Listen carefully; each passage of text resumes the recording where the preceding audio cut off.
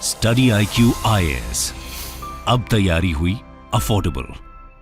नमस्कार दोस्तों, जैसा कि आप ये खबर सुन रहे होंगे कि चाइना के अंदर अचानक से जो कोविड का सर्ज है वो बड़ी मात्रा में आया है और जाहिर सी बात है कि इसको लेकर जो पूरी दुनिया है उसमें आपको कंसर्न्स देखने को मिलेगा। ऑल्दो मैं आपको ये भी बता दूं, सिर्फ चाइना नहीं, विश्व के अलग अलग हिस्सों में, चाहे यूएस हो गया, जापान हो गया, कई जगह यहां पर कोविड का जो संख्या है वो बढ़ता जा रहा है। अभी भी भारत के अंदर तो काफी कम है, लेकिन इसको लेकर भारत सरकार ने भी कुछ चेतावनी दी है राज्य सरकारों को। यहां पर आप देख सकते हो, China races to bolster health system as Covid surge sparks global concern. तो इसको डिटेल से समझेंगे कि एग्जैक्टली है क्या, चाइना में हो क्या रहा है, पूरे दुनिया को इसको लेकर क्या चिंता है। काफी कुछ जानने को है, चलिए आगे बढ़ते हैं। लेकिन उसके पहले ध्यान रखिएगा, अगर आप यूपीएससी प्रीलिम्स का एग्जाम दे रहे हैं अगले साल 28 मई को, तो यहां पर स्टडी IQ का one stop solution that is success in prelims का जो पूरा बैच है दोस्तों, वो कल से ऑलरेडी स्टार्ट हो चुका है। यहां पर 22 दिसंबर मतलब कल तक आपके पास टाइम है इसके अंदर एनरोलमेंट कराने का। You just have to use the code Ankit live हमारे वेबसाइट और ऐप पर, और उसके अंदर मैं आपको बता दूं 200+ आवर्स ऑफ लाइव क्लासेस दिए जाते हैं, जिसमें आपका जो स्टैटिक और करंट अफेयर्स का इंटीग्रेटेड स्टडी है वो सारी चीजें आपका कंप्लीट हो सके प्रीलिम्स के पर्सपेक्टिव से। सीसैट भी कराया जाएगा, आपके घरों तक जो बुक्स हैं वो भी भेजे जाएंगे। All India open mock test भी आप इसके माध्यम से देख सकते हैं at a very affordable price, और इसको जल्दी ज्वाइन करिए ताकि आपका जो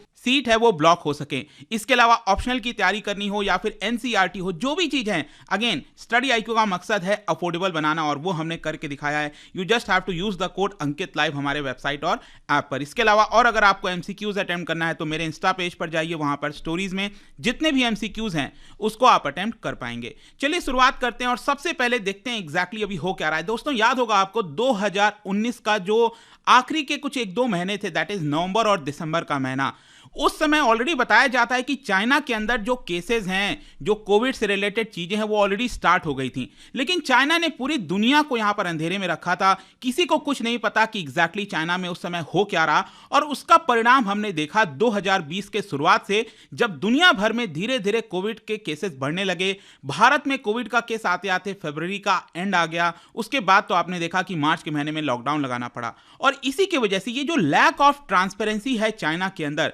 उसकी वजह से पूरे दुनिया को जो कोविड का एक बहुत बड़ा पैंडेमिक है वो हमने देखा। लेकिन यही चीज यहां पर चाइना में वापस से रिपीट हो रही है। चाइना के अंदर जिस तरह से सर्ज बढ़ा है, अगेन चाइना उसके जो नंबर्स हैं उसको छुपाने की कोशिश कर रहा है, लेकिन जो तस्वीरें सामने आई हैं चाइना के अंदर, जैसे कि आप देखो, टेम्पररी बेसिस पर कई सारे जो बेड्स हैं, हॉस्पिटल्स हैं, उसको बनाने की कोशिश की जा रही है। यह साफ दिखाता है कि चाइना के अंदर जो सर्ज है वो बड़ी मात्रा में बढ़ा है पिछले कुछ हफ्तों में, लेकिन चाइना उसको बार बार अंडर एस्टिमेट कर रहा है। जैसे कि मंडे को यहां पर चाइना ने बोला कि सिर्फ 5 मृत्यु हुई है। सोच के देखिए, सिर्फ 5 मृत्यु, जबकि जो रिपोर्ट सामने आई है, जो आपके अलग अलग एक्सपर्ट्स का बयान आया है, उसमें साफ दिखा है कि यहां पर जो डेथ की संख्या है वो कई हजारों में आपको देखने को मिलेगा। इसके अलावा मंडे को यहां पर जो चाइना है उन्होंने कहा कि सिर्फ 2700 न्यू केसेस हुए हैं, जबकि 2 हफ्ते पहले आप देखोगे चाइना से खबर आ रही थी 40 हजार केसेस सामने आए थे।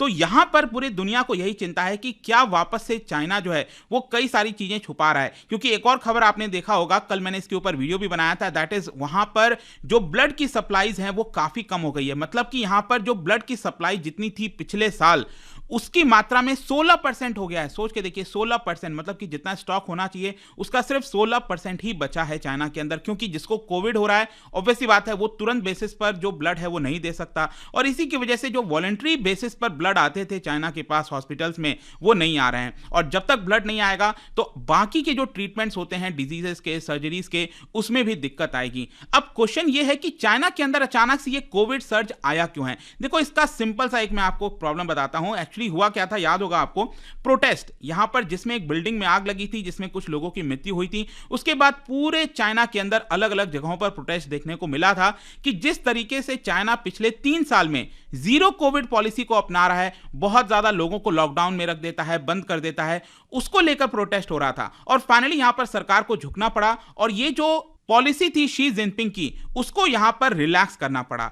लेकिन उसका एक जो मेन कारण हुआ, देखो ये सारी चीजें इफेक्टिव तो थी, मतलब जिस तरीके से पूरे दुनिया में जब कोविड के केसेस बहुत ज्यादा बढ़ रहे थे, तब चाइना के अंदर आपने देखा होगा कि सरकार ने उसको पूरी तरह से कंट्रोल भी किया, और कई सारे रिस्ट्रिक्शंस लगाए थे। अगर कहीं पर भी एक दो केसेस भी आ जाता था, लेकिन उस पूरे एरिया को लॉकडाउन कर दिया जाता था चाइना के द्वारा। फॉरेन जो ट्रैवलर्स हैं वो अगर चाइना जाते थे तो उनको मैंडेटरी 10 डेज का आइसोलेशन करना पड़ता था। तो ये सारी चीजें कुछ समय तक के लिए तो इफेक्टिव रहीं, लेकिन इसका जो एक नेगेटिव इंपैक्ट पड़ा कि वहां की जो एक बड़ी आबादी है जिसको एक नेचुरल इम्यूनिटी मिलनी चाहिए थी वायरस से, वो नहीं हो पाया। और जब ये नहीं हुआ और अचानक से जब आप यहां पर रिलैक्सेशन करोगे, उसका परिणाम ये हुआ कि इस समय जो कोविड के केसेस हैं वो बढ़ते जा रहे हैं, क्योंकि वो इम्यूनिटी यहां पर लोगों को नहीं मिल पाई। और यही चीज बेसिकली इस साल के शुरुआत में कुछ हद तक मार्च और अप्रैल के महीने में देखने को मिला था, लेकिन अगेन उस समय तो चाइना ने फिर से इसको कंट्रोल कर लिया था। लेकिन अब यहां पर चाइना को बहुत बड़ी दिक्कत आ रही है। यहां पर कई लोगों का क्वेश्चन हो सकता है कि चाइना में इस समय कौन सा वेरिएंट चल रहा है, कौन सा डोमिनेंट वेरिएंट है। जैसे भारत में भी आपने देखा होगा ना, पहला सर्ज आया, फिर दूसरा यहां पर सर्ज आया, ओमिक्रॉन जिसको हमने बोला। तो इस तरह से क्या वहां पर कोई डोमिनेंट वेरिएंट है? तो मैं आपको बता दूं कि वहां पर सबसे ज्यादा डोमिनेंट वेरिएंट जो कहा जा रहा है वो है आपका BF7। देखो BF7 कुछ नहीं है, बेसिकली ओमिक्रॉन का ही सब वेरिएंट है। और इस समय जैसा कि आपको पता होगा, ओमिक्रॉन के बहुत सारे सब वेरिएंट आ चुके हैं। 500 से ज्यादा सब वेरिएंट ओमिक्रॉन के आपको देखने को मिलेंगे। और ओमिक्रॉन का ये जो BA.5217 है ना, इसी को बोला जाता है BF7। ये बहुत ज्यादा इवॉल्व हो गया है चाइना में और ज्यादातर चीजों में वही केसेस आपको देखने को मिलेगा। लेकिन जो एक्सपर्ट्स हैं, जो वायरोलॉजिस्ट हैं, उनका ये कहना है कि चाइना में ये जो सर्ज हुआ है वो इस पर्टिकुलर वेरिएंट का कारण नहीं, मतलब कि इस वेरिएंट की वजह से आप नहीं कह सकते कि चाइना में इतना बड़ा सर्ज आया है।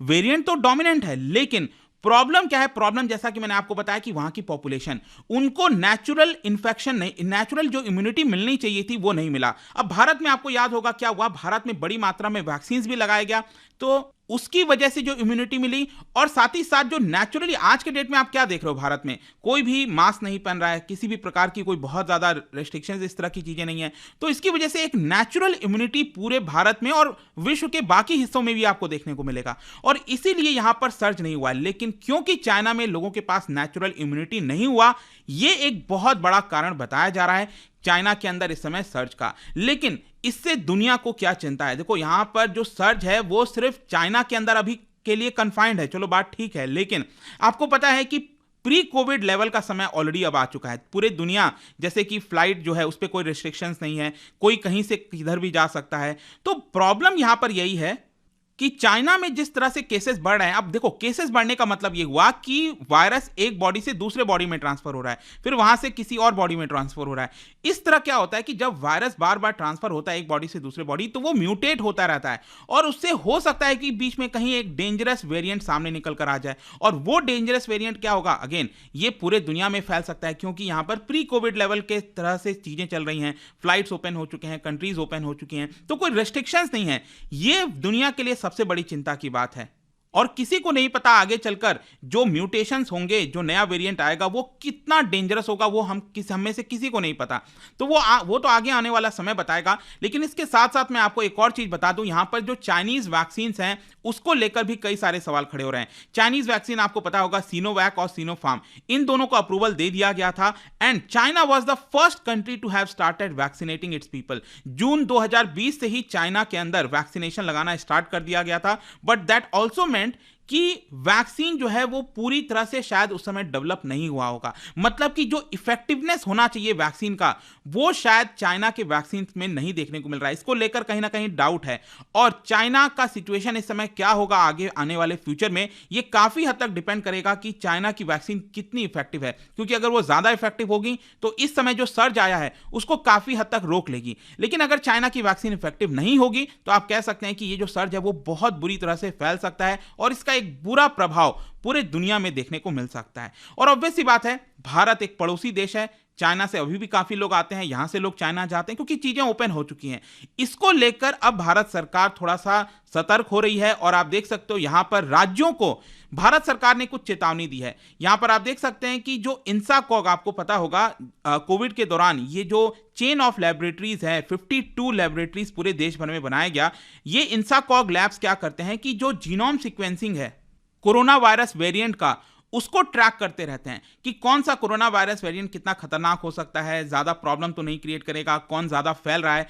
इसको लेकर अब भारत सरकार ने सभी राज्यों को लेटर लिखा है, हेल्थ मिनिस्ट्री ने, कि आप जितने भी सैंपल्स हैं उसको तुरंत बेसिस पर जो इंसाकॉग लैब्स हैं उसमें भेजना स्टार्ट करिए और ट्रैकिंग करना स्टार्ट करिए, आइडेंटिफिकेशन करना स्टार्ट करिए कि कहीं किसी क्लस्टर में जो कोविड के केसेस हैं वो ज्यादा तेजी से तो फैल नहीं रहे। अभी के लिए तो चीजें नॉर्मल हैं, लेकिन दोस्तों मैं आपसे भी ये कहना चाहूंगा, थोड़ा सा धीरे धीरे सतर्क होने का समय वापस से आ चुका है। यू नेवर नो कब सिचुएशन चेंज हो जाए। मैं ये नहीं कह रहा हूं कि बाजार मत जाइए या फिर कहीं नहीं जाइए, ये पॉसिबल नहीं है, अब हमने देख लिया है। लेकिन स्टिल अगर आप कहीं पर जाते हैं तो एटलीस्ट जो मास्क है उसको थोड़ा सा पहनना स्टार्ट करिए, ताकि यहां पर अगर कोई एक बड़ा इन्फेक्शन वगैरह होता भी है तो आप उससे सुरक्षित हो सकें काफी हद तक। ठीक है, तो ये पूरा वीडियो था दोस्तों। आई होप कि आपको हर एक पहलू इसके बारे में जानने को मिला होगा। और जाने से पहले, क्योंकि हम डिजीज की बात कर रहे हैं, क्या बता सकते हो कि मलेरिया इनमें से कौन से चीज की वजह से होता है? मलेरिया जो है वो इनमें से कौन सी चीज की वजह से होता है? इसका राइट आंसर आप सबको पता है, मेरे इंस्टाग्राम पर तो मिलेगा ही, वहां पर अगर आप नहीं हो कोई बात नहीं, टेलीग्राम से भी ले सकते हैं इसका सही उत्तर। मैं कई सारे जो एमसीक्यूज हैं वो यहां पर स्टोरीज में डालता रहता हूं। बाकी अगर आपको पीडीएफ चाहिए तो टेलीग्राम पर आइए, अलग अलग सोशल मीडिया पर आप जुड़ पाओगे। और जैसा मैंने बताया, यूपीएससी प्रीलिम्स के लिए one stop solution that is SIP plus, इसके अंदर एडमिशन लेने का कल आखिरी डेट है। जल्द से जल्द इसको ज्वाइन कर सकते हैं by using the code Ankit live हमारे वेबसाइट या फिर ऐप पर। एंड आई होप कि वीडियो आपको पसंद आया होगा। मिलता हूं आपसे next time. Till then, thank you very much, see you soon. Study IQ IAS, अब तैयारी हुई अफोर्डेबल।